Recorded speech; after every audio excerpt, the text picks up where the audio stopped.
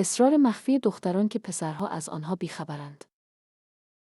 آیا تا به حال فکر کرده‌اید که چرا کیف دستی دخترها همیشه سنگین است؟ شاید فکر کنید فقط لوازم آرایش یا گوشی موبایل آنجاست، اما حقیقت این است که این کیف‌ها می‌توانند یک دنیا را در خود جا دهند. از غذای اضطراری تا کتاب برای وقت‌هایی که همه چیز خسته کننده است. روزش را با کرم‌های جادویی و معجزه‌های کوچک زیبایی شروع می‌کند.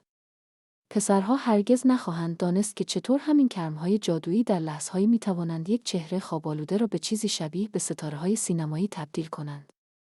بیایید نگاهی خنده‌دار به این رازهای جالب بیندازیم. چگونه یک پیام کوتاه تبدیل به مکالمات چند ساعته می‌شود؟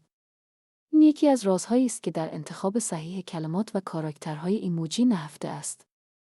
برای بسیاری از پسران این مسئله می‌تواند معمایی بی‌پاسخ باقی بماند. بیایید مکالمات پر از هیجان دخترها را کشف کنیم. اگر از این رازهای بامزه دخترانه لذت بردید و می‌خواهید بیشتر بدانید، حتما لایک کنید و با دوستانتان به اشتراک بگذارید. شاید وقت آن باشد که پسرها هم اصرار خودشان را با ما در میان بگذارند. تا ویدیوی بعدی دوستی‌ها را نزدیکتر کنید و بیشتر بخندید.